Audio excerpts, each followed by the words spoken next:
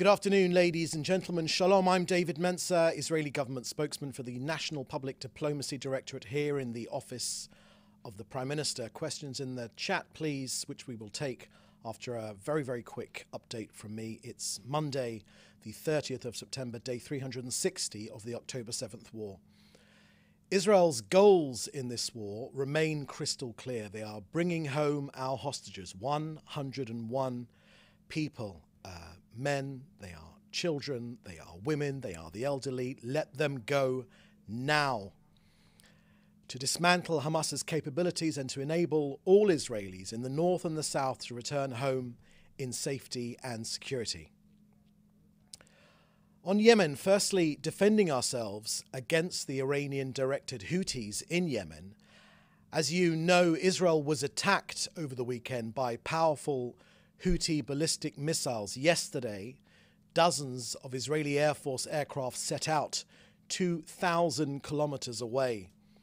Fighter jets and refueling aircraft to strike Houthi terrorist targets in Ras Issa and Hudaydah in Yemen, including power plants, a seaport that are used by Houthis to import oil for military purposes sent by Iran.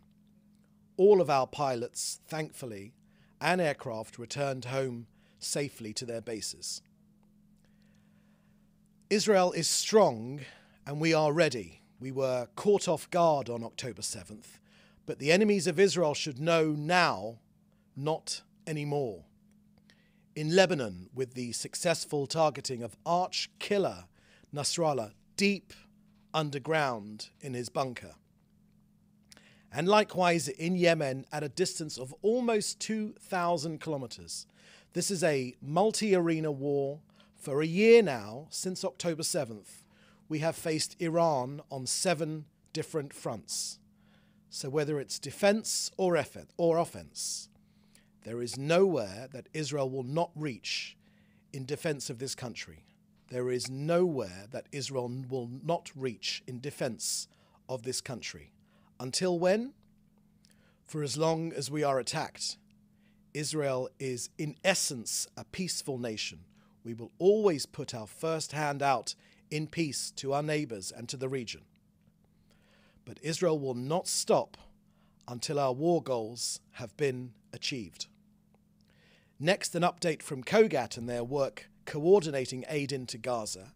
Since the beginning of the war, 54,000 truckloads and 10,000 pallets have delivered 1,060,000 tons of aid. 70% has been food. That's 3,000 calories per person, which enters Gaza every single day, according to independent analysis.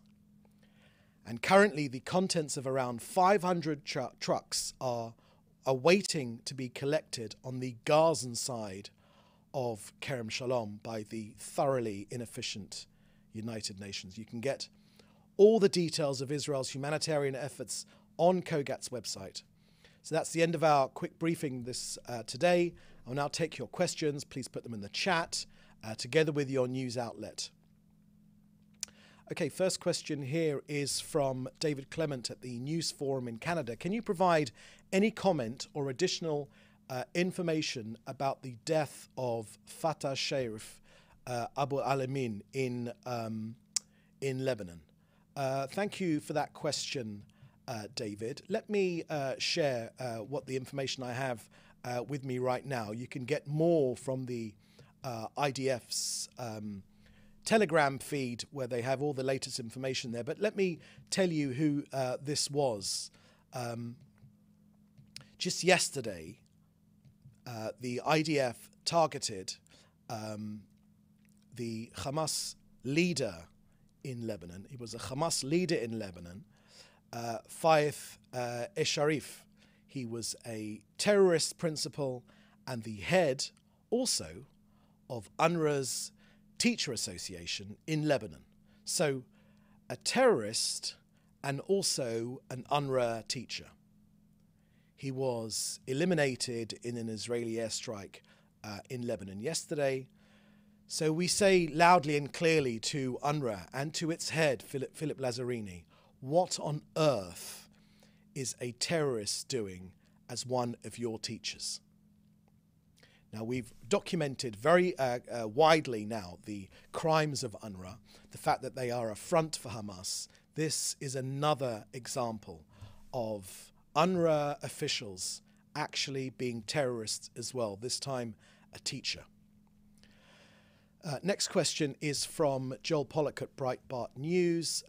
Firstly, the J Street Group in the US is backing a bill in Congress to restore UNRWA funding to UNRWA, saying that it can be reformed. Does Israel have any comment on that legislation? Firstly, Joel, thank you for that question. All of us saw here that you recently gave birth, you and your to a boy, so we wish you, of course, Mazel Tov on that. Congratulations. In answer to your question regarding UNRWA, no, UNRWA cannot be reformed. It is not just a case of a few rotten apples. It is a whole rotten orchard. Unfortunately, the root and branch reform that will be needed to reform UNRWA is wildly optimistic. It simply isn't possible. We believe that UNRWA is part of the problem. We've listed the crimes of UNRWA on the 5th and the 6th of August. We finally saw some stunning admissions hidden in the last lines of an anonymous press release. The fact that UNRWA staff actually took part in the October 7th massacre. We know that their schools are used by Hamas. We know that their server farm actually sat underneath the UNRWA headquarters. This was passed off by Lazzarini as being, oh, well, there are tunnels anywhere. No, there was a Hamas server farm, a computer server farm, a data farm underneath UNRWA's headquarters. It is simply impossible to reform this organization. Yes, of course, there needs to be proper oversight to ensure that aid gets to Gazans who need it to build a better future after this war. That is absolutely needed. Yes, of course, and Israel will back that, any genuine efforts to support Gazans people. But UNRWA, unfortunately, is a front for Hamas. Their leaders constantly turn a blind eye to terror. They don't even call Hamas a terrorist organization. It's as bad as that. No, we don't believe that UNRWA can be reformed. Second, former White House advisor Jared Kushner suggested this week that with Hezbollah in trouble, Iran's nuclear program is defenseless. Would Israel take this opportunity to attack Iran's nuclear program? Well, Joel, thank you for that opportunity to share our plans regarding Iran, or whatever we have planned for Iran. Let me share with you our current thoughts about Iran. We know that the Iranian axis of evil has formed a stranglehold against this country. It's a ring of armed terror armies. It's Hezbollah in Lebanon, it's Hamas in Gaza, the Houthis in Yemen, and other militias. Now, we are on extremely high alert, defensively and offensively. And we are exacting a heavy price for this Iranian aggression against us from whatever arena.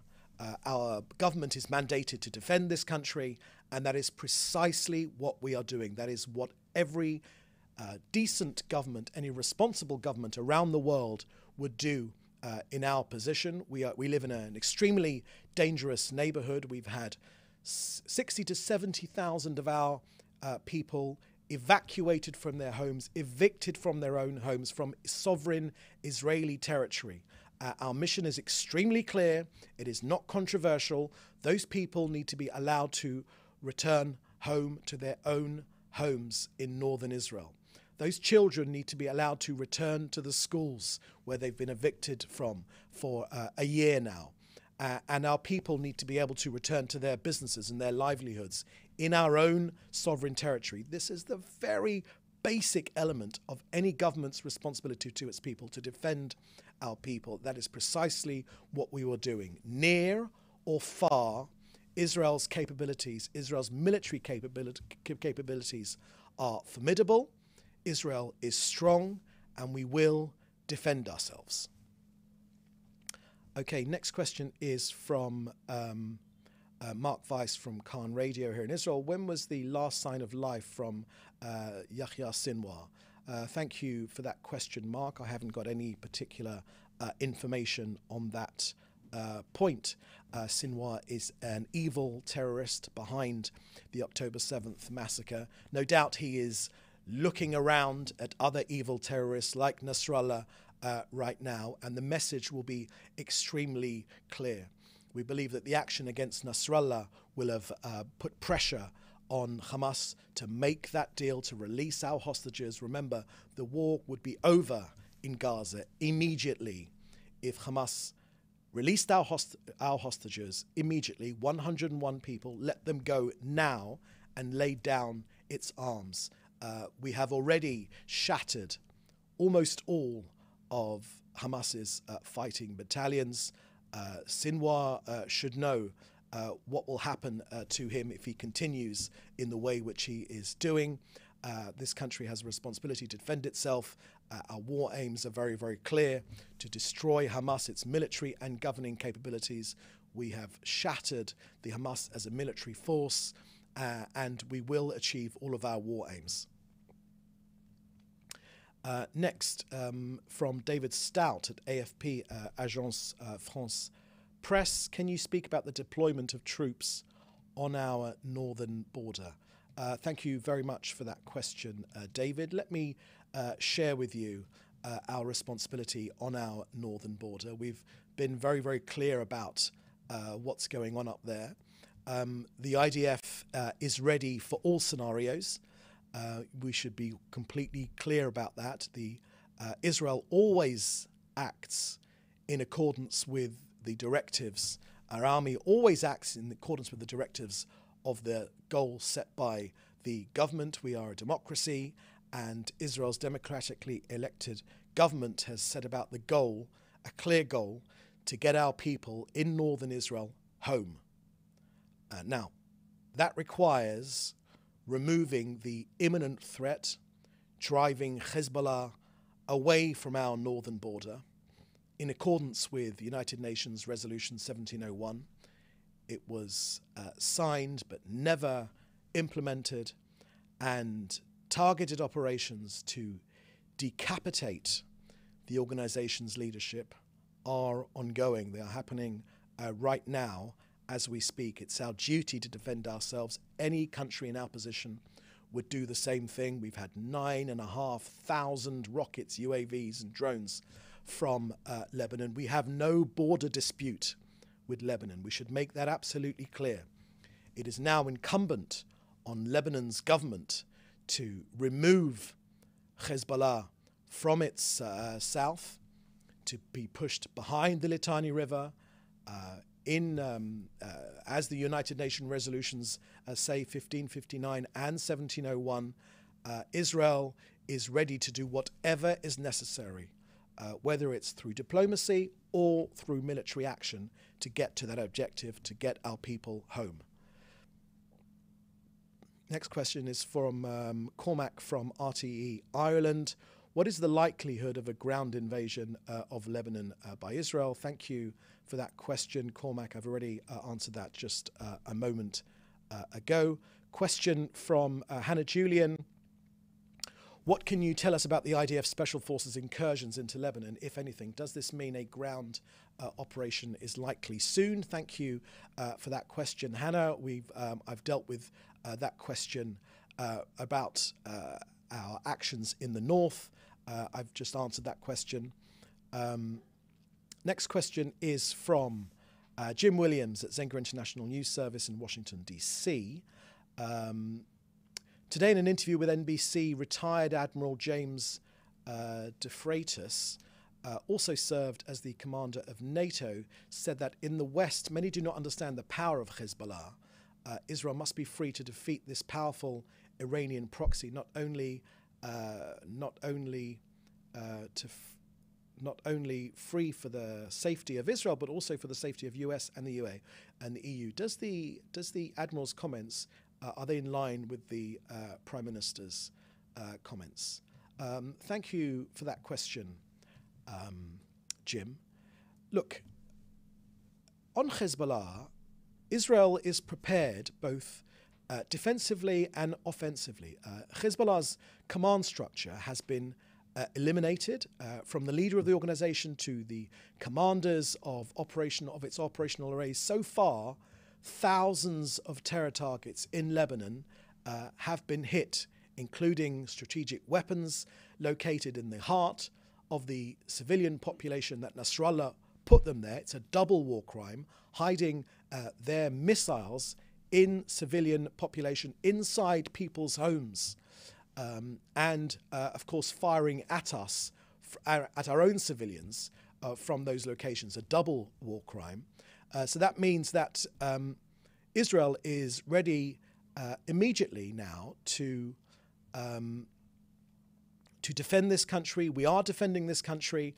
We know that these weapons, these Hezbollah weapons, are ready. They are primed and ready to be launched at our population centres here in Israel. We have a duty to defend ourselves. That is what every single country around the world will do, and that is precisely what we were doing, what we are doing. Look, from this podium for the last year now, we have said again and again and again, we urge Lebanon to take control of its southern border, to push Hezbollah back, to stop Hezbollah firing at us. They have not done that. We have urged them for an entire year. And this idea about, Hezbollah's demands that they won't stop fighting us until there's a ceasefire in Gaza. Just a reminder that, this concern, this pseudo-concern for Palestinians. Palestinians in Lebanon have never, ever been granted Lebanese citizenship under law. So this seems like a very strange linkage in the government's opinion of concern for the Palestinians. Palestinians have never, even though they've lived there for 76 years, they've never been granted Lebanese citizenship. So thanks to Lebanon, 76 years on now, these Palestinians remain stateless. So it's a little bit rich to link the issue of Gaza with Hezbollah's firing upon us. So these refugees, these Palestinians, that includes many that arrived from what is now Israel as early as 1948 during the Arab-Israeli wars and their descendants. So, let's dispense of this false linkage. It's Iran, it's the Houthis, it's Hezbollah, it's Hamas, it's pathological Israel hatred. Iran say it very clearly. There is a timer, a countdown timer in a square in Tehran, which is counting down to the destruction of this country. Hezbollah say very openly, it's part of their essence, they wish to destroy this country. It's in the motto of the Houthis that they wish death to all Jews, is what they say. They wish to destroy this country. Israel is in a situation right now that when people set out to destroy us, when they say they wish to destroy us, we believe them. We think they're telling the truth. That is why our responsibility is to defend this country, and that is precisely what we will do. A follow-up question from Cormac from RTE in Ireland. In your strikes against Hezbollah and Hamas operatives, how, besides text and public messaging, does Israel, at the point of attack, ensure that no civilians are killed? Thank you very much for that question, Cormac.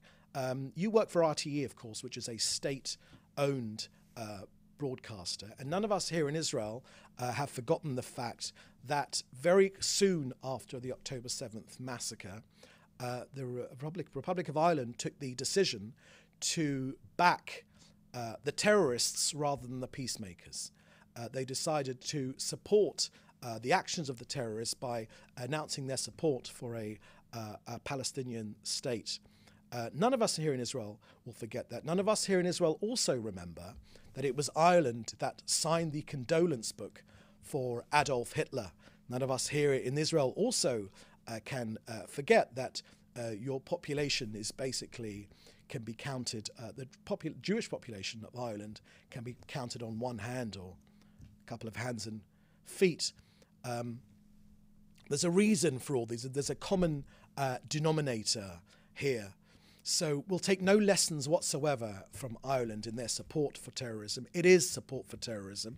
If you, after the October 7th massacre, decide to support the terrorists, then you are in support of the terrorists. But particularly, let me share with you some of the things that we've done in terms of our efforts. You talk about text messaging and public messaging.